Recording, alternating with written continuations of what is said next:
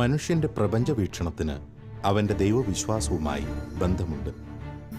അവൻ തൻ്റെ ഇന്ദ്രിയങ്ങളിലൂടെ തിരിച്ചറിയുന്ന ഈ ലോകത്തെക്കുറിച്ചുള്ള വിശാലമായ ചിത്രവും അതിനുമപ്പുറം അവൻ്റെ ചിന്താശേഷി കൊണ്ട് വിവേചിച്ചറിയുന്ന അടിസ്ഥാന ആശയങ്ങളും ദൈവവിശ്വാസത്തിനും ആത്മീയ കാഴ്ചപ്പാടുകൾക്കും ശക്തി പകരുന്നു. കൂടുതൽ ആഴത്തിൽ ഈ സൃഷ്ടപ്രപഞ്ചത്തെക്കുറിച്ച് ചിന്തിക്കുന്നവരിൽ മോശമല്ലാത്ത ഒരു വിഭാഗം താരതമ്യേന കൂടുതൽ ആഴമേറിയ ദൈവവിശ്വാസമുള്ളവരായിരിക്കും. ആനുകാലികമായ ശാസ്ത്രീയ ദർശനങ്ങളും ആധുനിക സിദ്ധാന്തങ്ങളും പോലും ദൈവമെന്ന അനന്തശക്തിയുടെ സാന്നിധ്യത്തെ ഉറപ്പിക്കുന്നതായി വിലയിരുത്തുന്ന അനേകം ചിന്തകരുണ്ട്. അത്തരത്തിൽ തുറന്ന മനസ്സോടെ ശാസ്ത്രത്തെയും ആത്മീയ കാഴ്ചപ്പാടുകളെയും സമീപിക്കുന്ന അനേകായിരങ്ങളെ സ്വാധീനിക്കും വിധം തികഞ്ഞ ആത്മീയരായി നമുക്ക് മുന്നിൽ ജീവിക്കുന്നു.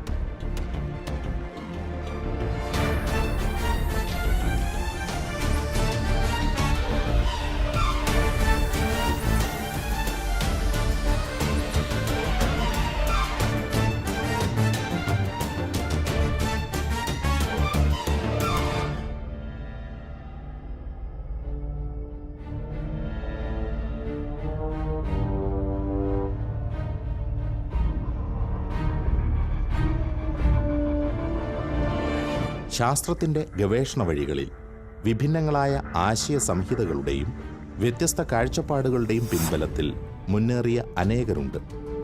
വിഖ്യാതരായ ശാസ്ത്രജ്ഞരും ശാസ്ത്രചിന്തകരും തങ്ങളുടെ തനതായ ബോധ്യങ്ങളിലൂടെ സഞ്ചരിച്ചവരാണ്.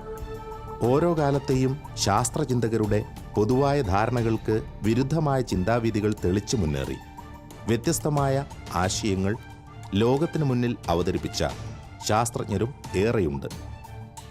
അവരിൽ ചിലർ ദൈവിക സങ്കല്പങ്ങളെ നിഷേധിച്ചവരും ദൈവവിശ്വാസത്തെ ചോദ്യം ചെയ്തവരുമാണ്. അവരിൽ പ്രധാനിയായ ആധുനിക ഭൗതിക ശാസ്ത്രജ്ഞനാണ് സ്റ്റീഫൻ ഹോക്കിംഗ്. അദ്ദേഹത്തിൻ്റെ A brief history of time എന്ന ഗ്രന്ഥത്തിലൂടെ അവതരിപ്പിക്കപ്പെട്ട ചില പ്രധാന ആശയങ്ങളെയും അതിർത്തിരഹിത പ്രപഞ്ചവീക്ഷണത്തെയും നാം ഇവിടെ ചിന്താവിഷയമാക്കുന്നു.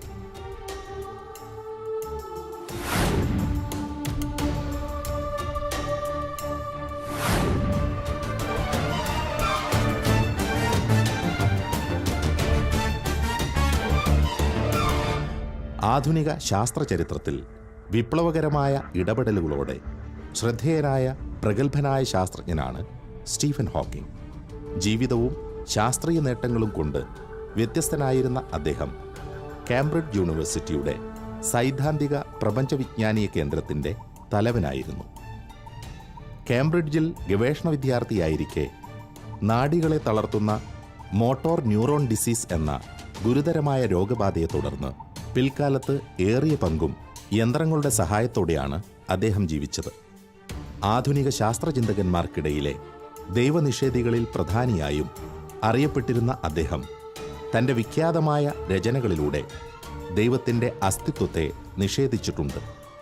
1988 പ്രസിദ്ധീകരിക്കപ്പെട്ട a brief history of time എന്ന ഗ്രന്ഥം അദ്ദേഹത്തിൻ്റെ ഏറ്റവും ശ്രദ്ധേയമായ രചനകളിലൊന്നാണ്.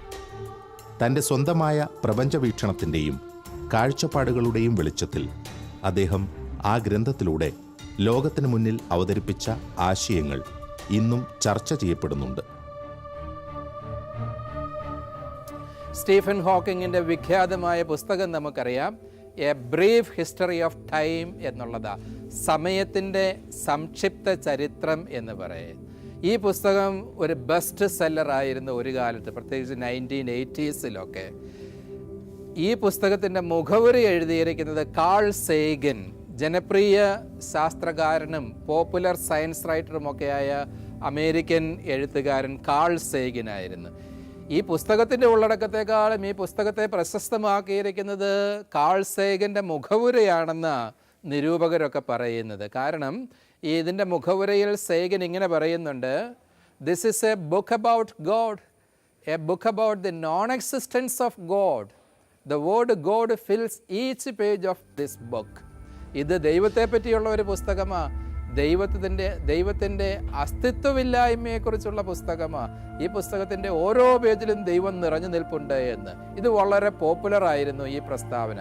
അതുകൊണ്ട് തന്നെ ഇതിൻ്റെ ദശലക്ഷക്കണക്കിന് കോപ്പികൾ ലോകമെമ്പാടും വിറ്റഴിയുവാൻ ഇടയായി. ബ്രീഫ് ഹിസ്റ്ററി ഓഫ് ടൈമിൻ്റെ ഒരു കോപ്പി മേശയിൽ ഉണ്ടായിരിക്കുക എന്ന് പറയുന്നത് വിദ്യാഭ്യാസമുള്ള ഏതൊരു വ്യക്തിയെ സംബന്ധിച്ചിടത്തോളം വളരെ ഒരു പരിഷ്കാരം തന്നെയായിരുന്നു ഒരു കാലഘട്ടത്തിൽ. സമയവും പ്രപഞ്ചവും കാലവുമെല്ലാം സമ്മേളിച്ച തൻ്റെ അത്ഭുതകരമായ ചിന്താലോകത്ത് നിന്നുകൊണ്ട് ഭൗതിക പ്രപഞ്ചത്തിൻ്റെ ചലന നിയമങ്ങളെ സംബന്ധിച്ചുള്ള ഒരു ഏകീകൃത സിദ്ധാന്തം രൂപപ്പെടുത്താനുള്ള ചരിത്രപരമായ അന്വേഷണമായിരുന്നു അദ്ദേഹത്തിൻ്റെ ജീവിതം. ബയോളജിയുടെ അടിസ്ഥാനം എന്ന് പറയുന്നത് കെമിസ്ട്രിയാണ്. അതായത് കണങ്ങളുടെ അല്ലെങ്കിൽ രാസവസ്തുക്കളുടെ കെമിസ്ട്രിയുടെ അടിസ്ഥാനം എന്ന് പറയുന്നത് ഫിസിക്സാണ്. അപ്പോൾ ഫിസിക്സിലാണ് പ്രൊഫസർ ഹോക്കിംഗ് ഉൾപ്പെടെയുള്ളവർ വിശ്വാസം അർപ്പിച്ചിരുന്നത്. അപ്പം ഫസ്റ്റ് പ്രിൻസിപ്പിൾ നിന്നും നാച്ചുറൽ ലോസിൽ നിന്നും നമ്മുടെ മറ്റു കാര്യങ്ങളെല്ലാം വിവരിക്കാൻ സാധിക്കും. അതിനൊരു എക്സ്റ്റേണൽ ഏജൻസി നിന്നിട്ട് ഇപ്പോൾ ക്വാണ്ടത്തിലെ ഈ ഒരു അൺസർട്ടനിറ്റീസൊക്കെ അദ്ദേഹം ഡിസൈഡ് ചെയ്തിട്ട് ഈ രീതിയിലുള്ള ഘടനകൾ ഉണ്ടാക്കുന്നു എന്ന് കരുതുന്നതിന് പകരം നമുക്ക് നേരത്തെ പറഞ്ഞ പോലെയുള്ള ഒരു ടോപ്പ് ഡൗൺ അപ്രോച്ച് എന്തുകൊണ്ട് എടുത്തുകൂടാ? അദ്ദേഹം ഒരു വലിയ ദാർശനികൻ തന്നെയാണ്. പ്രൊഫസർ സ്റ്റീഫൻ ഹോക്കിംഗ് എന്ന് പറയുന്നത് ദർശനത്തിലെ ഏറ്റവും പ്രമുഖമായ ആശയങ്ങളെ മനസ്സിലാക്കിക്കൊണ്ട് ഉള്ള വിവരണങ്ങളാണ് അദ്ദേഹം നടത്തിയിട്ടുള്ളത്. പ്രത്യേകിച്ച് വിറ്റ്ഗൻസ്റ്റൈൻ്റെ ആശയങ്ങളൊക്കെ അദ്ദേഹം പറഞ്ഞിട്ടുണ്ട്. കാൾ പോപ്പറിൻ്റെ ആശയങ്ങളൊക്കെ അദ്ദേഹം മുന്നോട്ട് വെച്ചിട്ടുണ്ട്, അദ്ദേഹത്തിനെ പിന്താങ്ങിയിട്ടുണ്ട്. അപ്പം ദാർശനികമായിട്ടുള്ള കാഴ്ചപ്പാടും അദ്ദേഹത്തിന് വളരെ നല്ലൊരു ദാർശനികന് മാത്രമേ ഒരു പ്രപഞ്ചവിജ്ഞാനീയ ഗവേഷകനാകാൻ സാധിക്കുകയുള്ളൂ. കാരണം സയൻസിലെ ആ ഒരു ഡ്രൈ ആയിട്ടുള്ള കൺസെപ്റ്റ്സ് മാത്രം വെച്ചുകൊണ്ട് നമുക്ക് പ്രപഞ്ചവിജ്ഞാനീയത്തിലെ കൺസെപ്റ്റ്സിനെ വിപുലീകരിക്കാൻ പറ്റത്തില്ല. നല്ലൊരു ദാർശനികനായെങ്കിൽ മാത്രമേ അത് നടക്കത്തുള്ളൂ. പക്ഷേ ദാർശനികനാണ് പരിമിതികളുള്ളത്. കാരണം ദാർശനികന് അലൗബിളായിട്ടുള്ള ആ ഒരു മേഖലകളിലൂടെ മാത്രമേ സഞ്ചരിക്കാൻ പറ്റത്തുള്ളൂ. പക്ഷേ ഒരു കോസ്മോളജിസ്റ്റിന് കോസ്മോളജിയിൽ പറഞ്ഞിട്ടുള്ള കാര്യങ്ങളിലൂടെയും സഞ്ചരിക്കാം, ദർശനത്തിൽ പറഞ്ഞിട്ടുള്ള കാര്യങ്ങളിലൂടെയും സഞ്ചരിക്കാം. അപ്പം ഹോക്കിങ്ങിനെ പോലുള്ളവരുടെ മാഗ്നിറ്റ്യൂഡ് വളരെ വലുതാണ്. അപ്പോൾ അദ്ദേഹത്തിൻ്റെ മനസ്സിൽ നിന്നുണ്ടാകുന്ന ആശയങ്ങൾക്കും ആ രീതിയിലുള്ള സാന്ദ്രതയുമുണ്ട്, പ്രാധാന്യവുമുണ്ട്. അപ്പോൾ അതുകൊണ്ടാണ് അദ്ദേഹം ടോപ്പ് ഡൗൺ കോസ്മോളജിയെക്കുറിച്ച് പറഞ്ഞത്. നമ്മൾ തന്നെയാണ് പ്രപഞ്ചത്തിൻ്റെ സൃഷ്ടാക്കൾ എന്ന് പറഞ്ഞത്. ആദ്യ ഗ്രന്ഥമായ എ ബ്രീഫ് ഹിസ്റ്ററി ഓഫ് ടൈമിൽ അദ്ദേഹം അവതരിപ്പിച്ചത് അതിർത്തികളില്ലാത്ത ഒരു പ്രപഞ്ചത്തിൻ്റെയും കാലത്തിൻ്റെയും തത്വശാസ്ത്രം കൂടിയാണ്. പ്രപഞ്ചത്തിന് ഒരാരംഭം ഉണ്ടായിരുന്നിടത്തോളം അതിന് ഒരു സൃഷ്ടാവുണ്ടെന്ന് നമുക്ക് അനുമാനിക്കാം. പക്ഷേ പ്രപഞ്ചം പൂർണ്ണമായും അതിൽ തന്നെ ഉള്ളടങ്ങിയിരിക്കുന്നെങ്കിൽ അതിന് ആരംഭവും അന്ത്യവുമില്ല. പ്രപഞ്ചത്തിൻ്റെ അവസ്ഥ കേവലം ആയിരിക്കുക എന്നുള്ളതാണ്.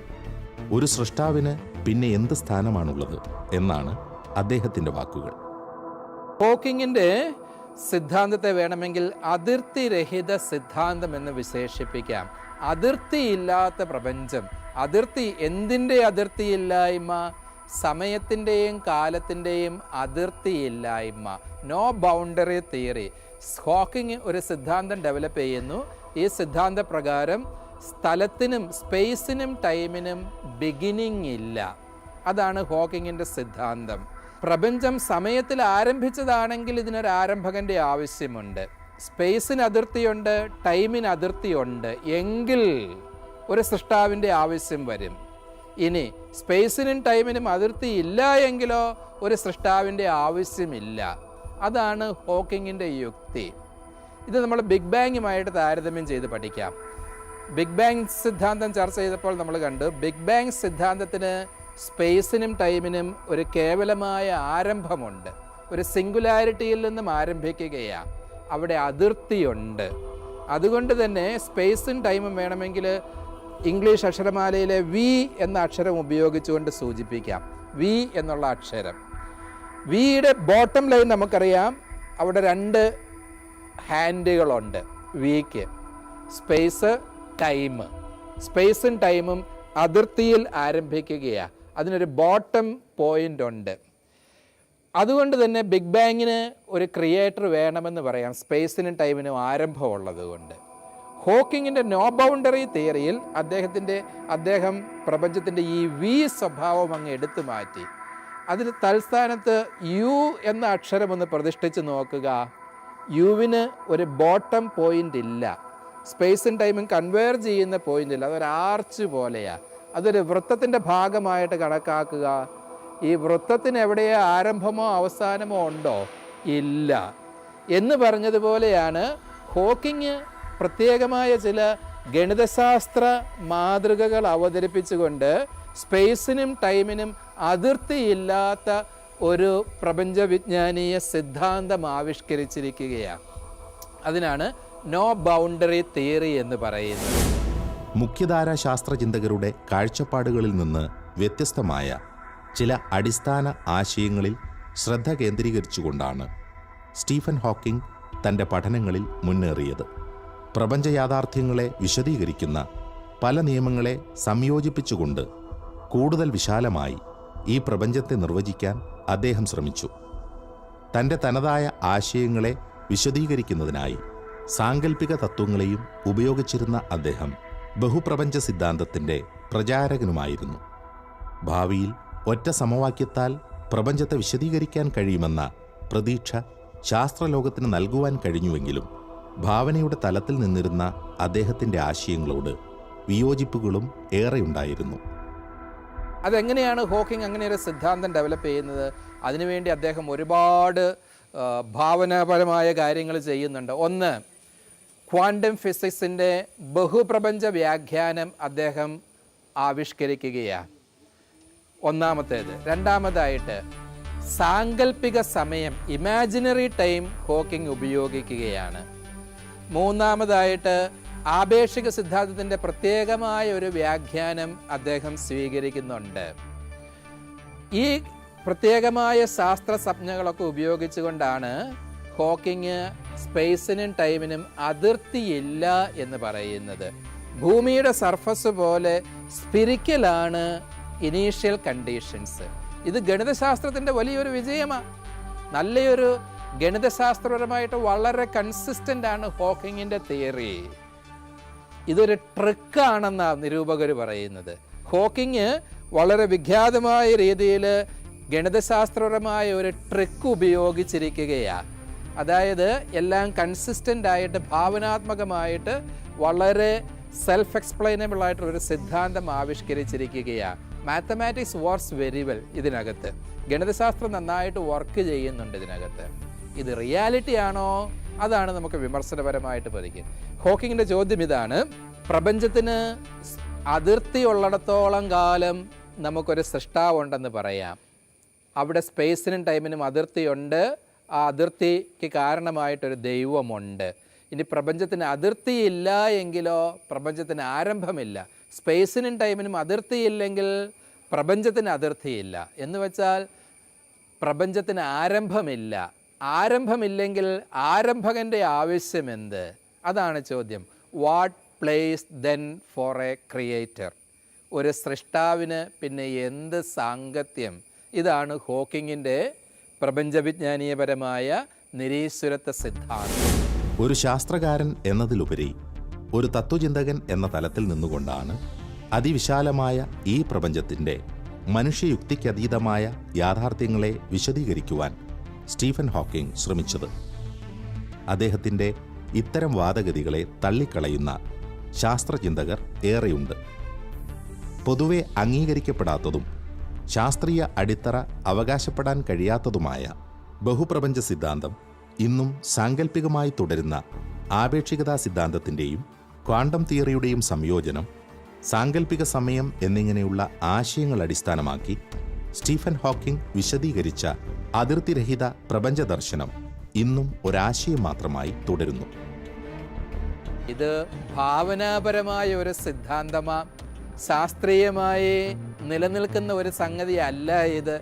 ഗണിതശാസ്ത്രപരമായി കൺസിസ്റ്റൻ്റ് ആയതുകൊണ്ട് ഒരു സിദ്ധാന്തപരം യാഥാർത്ഥ്യപരമായിട്ട് നിലനിൽക്കണമെന്ന് നിർബന്ധമില്ല. അതാണ് ഹോക്കിങ്ങിൻ്റെ അതിർത്തിരഹിത സിദ്ധാന്തത്തിന് ശാസ്ത്രീയമായിട്ട് സംഭവിച്ചിരിക്കുന്നത്. ഇങ്ങനെ പറയാൻ കാരണം നമ്മൾ നേരത്തെ ഉന്നയിച്ച ഹോക്കിങ്ങിൻ്റെ 3 വാദഗതികളെ ഒന്ന് പരിശോധിക്കുക. ഒന്ന്, ഹോക്കിങ് ക്വാണ്ടം മെക്കാനിക്സിൻ്റെ ബഹുപ്രപഞ്ച വ്യാഖ്യാനമാണ് സ്വീകരിച്ചിരിക്കുന്നത് എന്ന് നമ്മൾ പറഞ്ഞു. പക്ഷേ ക്വാണ്ടം ഫിസിസിസ്റ്റുകൾ ആരും ഇന്ന് ബഹുപ്രപഞ്ച സിദ്ധാന്ത വ്യാഖ്യാനത്തിനല്ല പ്രാധാന്യം നൽകുന്നത്. നേരെ മറിച്ച് കോപ്പൻഹേഗൻ ഇൻ്റർപ്രിട്ടേഷനാണ് ക്വാണ്ടം ഫിസിക്സിൻ്റേത്. അതാണ് ഇന്ന് പ്രചാരം ആർജിച്ചിരിക്കുന്ന, അല്ലെങ്കിൽ ശാസ്ത്ര സമൂഹം അംഗീകരിച്ചിരിക്കുന്ന വ്യാഖ്യാനം. അതുകൊണ്ട് ഈ ബഹുപ്രപഞ്ച വ്യാഖ്യാനത്തെ സ്വീകരിക്കുമ്പോൾ അതിനകത്ത് ഒരുപാട് പ്രശ്നങ്ങളുണ്ട് എന്നുള്ളത് അറിയേണ്ടിയിരിക്കുന്നു. രണ്ടാമതായിട്ട്, ആപേക്ഷികതാ സിദ്ധാന്തവും ക്വാണ്ടം ഫിസിക്സും തമ്മിൽ സ്റ്റീഫൻ ഹോക്കിങ് ഭാവനയിൽ സംയോജിപ്പിക്കുകയാണ്. ഇത് രണ്ടും കൂടെ ഒന്നിപ്പിക്കുക എന്നുള്ളത് ശാസ്ത്രലോകത്തിൻ്റെ ദശാബ്ദങ്ങളായിട്ടുള്ള വലിയൊരു സ്വപ്നമാണ്. ഒരു father theory, mother theory, theory of everything, ഇതൊക്കെ ഡെവലപ്പ് ചെയ്യുക എന്നുള്ളത്, ഒരുമിച്ച് കൊണ്ടുവരിക, ഒരൊറ്റ സൂത്രവാക്യത്തിലേക്ക് ഈ പ്രപഞ്ചം മുഴുവനെയും ഒതുക്കുക, അത് ശാസ്ത്ര സമൂഹത്തിൻ്റെ വലിയൊരു സ്വപ്നമാണ്. അത് പക്ഷേ ഇന്നും സ്വപ്നമായിട്ട് അവശേഷിക്കുകയാണ്. നാളെ ഒരുപക്ഷെ സാക്ഷാത്കരിച്ചേക്കാം. പക്ഷേ ഹോക്കിങ് ഭാവനയിൽ ഈ രണ്ട് സിദ്ധാന്തങ്ങളെയും സംയോജിപ്പിക്കുകയാണ് അദ്ദേഹത്തിൻ്റെ നോ ബൗണ്ടറി തിയറിയുടെ അടിസ്ഥാനമായിട്ട്. അതും ഇന്നും യാഥാർത്ഥ്യവൽക്കരിക്കപ്പെട്ടിട്ടില്ല എന്നുള്ളത് അറിയുക. മൂന്നാമതായിട്ട്, ഹോക്കിങ് സാങ്കല്പിക സമയത്തെ ഉപയോഗിക്കുന്നുണ്ട്, ഇമാജിനറി ടൈം. അദ്ദേഹത്തിൻ്റെ ഗണിതത്തിൽ ഈ ഇമാജിനറി ടൈം വലിയ ഒരു ആവശ്യമാണ്. ആയിക്കൊള്ളട്ടെ, ആവാം സാങ്കല്പിക സമയം. പിന്നെ എവിടെ അപ്പോൾ യഥാർത്ഥ സമയം? പിന്നീട് ഹോക്കിങ് പറയും ഈ പറയുന്ന ഇമാജിനറി ടൈം തന്നെയാണ് യഥാർത്ഥത്തിൽ യഥാർത്ഥ സമയം തന്നെ എന്ന്.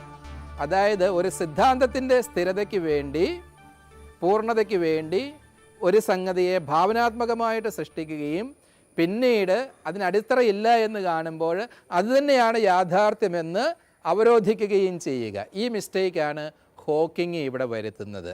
അതുകൊണ്ടാണ് ഹോക്കിങ്ങിൻ്റെ സിദ്ധാന്തത്തിൻ്റെ വിമർശകർ പലരും പറയുന്നത് ഇതൊരു ഗെയിം മാത്രമാണ്, ഇതൊരു ട്രിക്കാ, ഇത് യാഥാർത്ഥ്യമല്ല എന്ന് പറയും. പക്ഷേ നമുക്കറിയാം, പൊതുജനം ഇങ്ങനെയുള്ള നൂലാമാലകളിലേക്കൊന്നും പോകാറില്ല. അവർ വിമർശന ബുദ്ധി പൊതുവെ കുറവാണ് സമൂഹത്തിന്.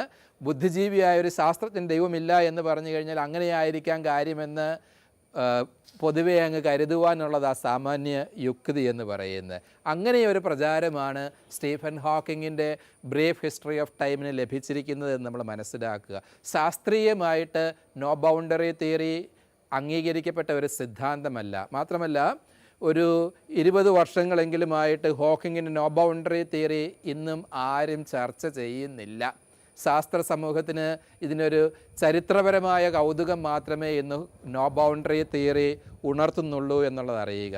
നമ്മുടെ കേരളത്തിൻ്റെ കരയിൽ പലപ്പോഴും ഇന്നും സ്റ്റീഫൻ ഹോക്കിങ്ങിൻ്റെ നിരീശ്വരത്വമൊക്കെ വളരെ ഫേമസാണ്. പക്ഷേ ശാസ്ത്ര സമൂഹമോ ദാർശനിക സമൂഹമോ അംഗീകരിക്കുന്ന ഒരു സംഗതിയല്ല ഹോക്കിങ്ങിൻ്റെ നോ ബൗണ്ടറി തിയറി എന്ന് നമ്മൾ മനസ്സിലാക്കിയിരിക്കണം. അദ്ദേഹം ഈ ബ്രീഫ് ഹിസ്റ്ററി ഓഫ് ടൈമിൽ ഈ പ്രപഞ്ചത്തിൽ ദൈവത്തിൻ്റെ സ്ഥാനമുണ്ട്, സൃഷ്ടാവിൻ്റെ സ്ഥാനമുണ്ട് എന്ന് ചോദിക്കുന്നുണ്ട്.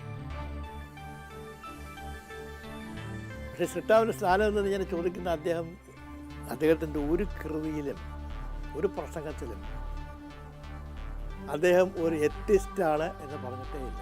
പക്ഷേ അദ്ദേഹം ഒരു കാര്യം പറഞ്ഞിട്ട്, ഐ ആം ആൻ അൺഅഷെയിംഡ് റിഡക്ഷനിസ്റ്റ്. ഞാനൊരു ന്യൂനീകരണവാദിയാണ്. ന്യൂനീകരണം എന്ന് വെച്ചാൽ അനലൈസ് ചെയ്ത് കാര്യങ്ങൾ മനസ്സിലാക്കുന്ന ഒരാളാണ്. വേണമെങ്കിൽ യുക്തിവാദിയാണെന്ന് പറയാം. യുക്തിവാദം വിശ്വാസത്തിനെതിരൊന്നും അല്ലേതാ. യുക്തിയിലൂടെ തന്നെയാണ് വിശ്വാസി ആത്മാന്വേഷണം നടത്തുന്നത്. യുക്തിവാദി ദൈവത്തെ അന്വേഷിക്കുന്നത്, യുക്തിയിലൂടെയാണ് ദൈവത്തെ അന്വേഷിക്കുന്നത്. അതുകൊണ്ട് അദ്ദേഹം അൺഅഷെയിംഡ് റിഡക്ഷനിസ്റ്റ് എന്ന് മാത്രമേ പറഞ്ഞിട്ടുള്ളതായിട്ടാണ് ഞാൻ മനസ്സിലാക്കിയിട്ടുള്ളത്.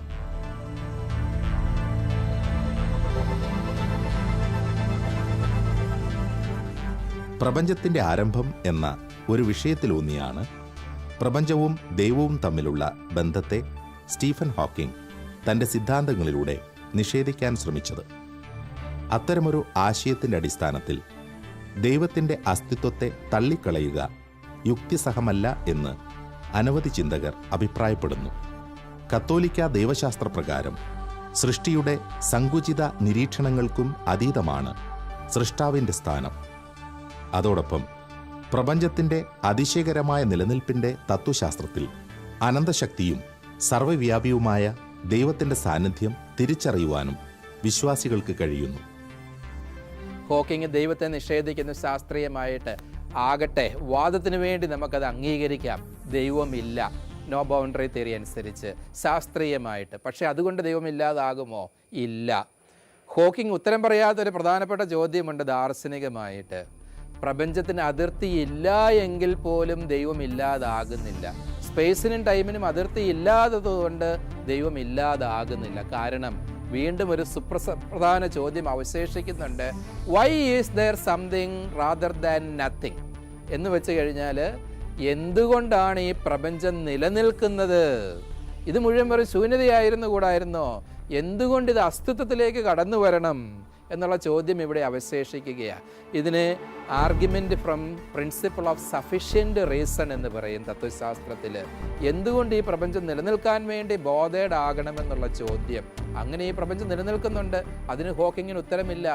അതുകൊണ്ട് ശാസ്ത്രീയമായിട്ട് പ്രപഞ്ചത്തിന് ഉത്ഭവമോ അന്ത്യമോ ഒന്നുമില്ല എങ്കിൽ പോലും ഈ പരിമിത യാഥാർത്ഥ്യങ്ങളിൽ മേൽ നിരന്തരമായ അസ്തിത്വ വർഷം നടത്തിക്കൊണ്ടിരിക്കുന്ന യാഥാർത്ഥ്യമായിട്ട് ദൈവത്തെ കാണാം. അതുകൊണ്ട് ആരംഭവും അവസാനവും ഇല്ലെങ്കിലും ദൈവം ഈ പ്രപഞ്ചത്തിൻ്റെ സഫിഷ്യൻ്റ് റീസണായി ഹോക്കിങ്ങിൻ്റെ സിദ്ധാന്തത്തിൽ നിലനിൽക്കും. ഇത് ക്രിസ്തീയ ദൈവശാസ്ത്രത്തിലും ഈ കാഴ്ചപ്പാടുണ്ട്. തോമസ് അക്വിനാസിൻ്റെ ദൈവശാസ്ത്രം അനുസരിച്ച് ഇറ്റേണൽ യൂണിവേഴ്സ്, ആരംഭവും അവസാനവും ഇല്ലാത്ത പ്രപഞ്ചമാണെങ്കിൽ പോലും പ്രപഞ്ചം നിലനിൽക്കുന്നതിന് സാങ്കത്യമുണ്ട്. പ്രപഞ്ചത്തിന് ദൈവമുണ്ടാകുവാൻ പ്രപഞ്ചത്തിനൊരു ഉത്ഭവം ഉണ്ടാകണമെന്നില്ല എന്നാണ് തോമസ് അക്വിനാസും കൂട്ടരും വാദിച്ചിരിക്കുന്നത് നമ്മൾ മനസ്സിലാക്കുക. അതുകൊണ്ട് ദാർശനികമായിട്ടും ഹോക്കിങ് അദ്ദേഹത്തിൻ്റെ സിദ്ധാന്തത്തിലൂടെ ദൈവത്തെ നിഷ്കാസനം ചെയ്തിരിക്കുന്നു എന്നുള്ള വാദഗതി വളരെ ഉപരിപ്ലവമായ ഒരു പ്രസ്താവനയായിട്ട് മാത്രമേ നമുക്ക് കാണുവാനായിട്ട് കാണൂ. പാശ്ചാത്യ ദൈവശാസ്ത്രത്തിലെ ഏറെ പഴക്കമുള്ള ചില ചിന്തകളുടെയും പാശ്ചാത്യ നിരീശ്വര ചിന്തകളുടെയും സ്വാധീനത്തിൽ രൂപപ്പെട്ട ദൈവാസ്തിത്വ നിഷേധമായിരുന്നു സ്റ്റീഫൻ ഹോക്കിംഗ് നടത്തിയിരുന്നത് എന്ന് പൊതുവെ വിലയിരുത്തപ്പെടുന്നു. ആരാണ് ദൈവം എന്ന ചോദ്യത്തിൻ്റെ താരതമ്യേന ദുർബലമായ വിശദീകരണത്തിൻ്റെ പിൻബലം അവിടെ കണ്ടെത്താൻ കഴിയും. ആഴമേറിയ കത്തോലിക്ക ദൈവശാസ്ത്ര പഠനങ്ങളുടെ വെളിച്ചത്തിൽ പ്രപഞ്ചത്തിലെ ദൈവിക ഇടപെടലുകളുടെ അർത്ഥതലങ്ങൾ വിശകലനം ചെയ്താൽ ഹോക്കിംഗ് മുന്നോട്ട് വയ്ക്കുന്ന നിരീശ്വരവാദപരമായ ആശയങ്ങൾ അപ്രസക്തങ്ങളായി മാറുന്നു. മാത്രമല്ല, അതിർത്തിരഹിത പ്രപഞ്ച ദർശനം പോലുള്ള ആശയങ്ങൾക്ക് പിന്നിലും ആഴമുള്ള ആത്മീയ ചിന്തകൾക്കുള്ള സാധ്യതകൾ മറഞ്ഞിരിക്കുന്നു. പാശ്ചാത്യ തത്വചിന്തയുടെ ഒരു ചിരകാല ബലഹീനതയായ അല്ലെ രീതിശാസ്ത്രമായ ഒരു ഫസ്റ്റ് കോസിനെ അന്വേഷിച്ച് പോകുന്ന ചട്ടക്കൂടിൽ നിന്ന് മാത്രമേ ഹോക്കിങ്ങിൻ്റെ നോ ബൗണ്ടറി തിയറി ശരിയാണെങ്കിൽ പോലും ദൈവമില്ല എന്ന് പറയാൻ സാധിക്കുകയുള്ളൂ. അത് വളരെ ഉപരിപ്ലവമായ ഒരു ദൈവിക ദർശനമാണ്. ദൈവമെന്ന് പറയുന്നത് പ്രപഞ്ചത്തിൻ്റെ ഫസ്റ്റ് കോസായിട്ടോ അൺമൂവ്ഡ് മൂവറായിട്ടോ ആദിയിൽ മാത്രം എല്ലാത്തിനും കാരണമായിരിക്കുന്ന ഒരു യാഥാർത്ഥ്യമായിട്ടോ മാത്രമല്ല വിഭാവനം ചെയ്യേണ്ടത്. സൃഷ്ടിയായി സൃഷ്ടിയിൽ സൃഷ്ടിയോടൊപ്പം നിലനിൽക്കുകയും ചരിക്കുകയും ചെയ്യുന്ന ഒരു ദൈവത്തെ നമുക്ക് കാണാം. അങ്ങ് ആദിയിലും ഒടുക്കം അവസാനത്തിലും മാത്രം കാണുന്ന ദൈവമല്ല, ഇത് സൃഷ്ടിയോടൊപ്പം സൃഷ്ടിയിൽ സന്നിഹിതനായിരിക്കുന്ന ഒരു ദൈവത്തെ നമുക്ക് കാണാം.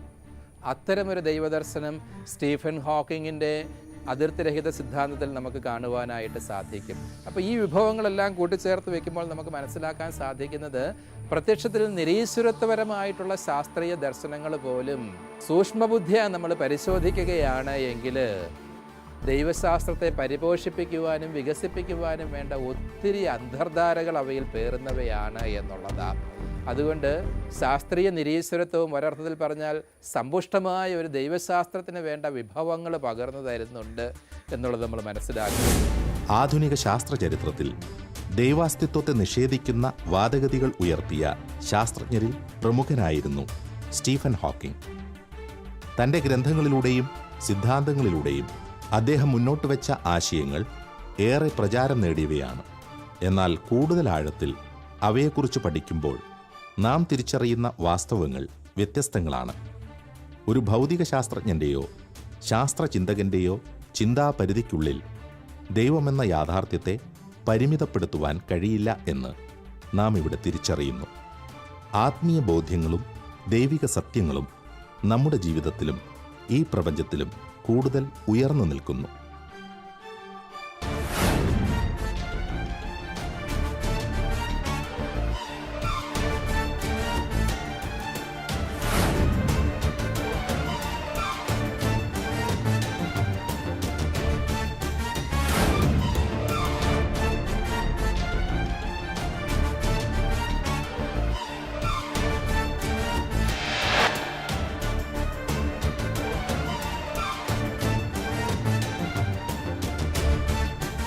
The purpose of life is to live a life of purpose.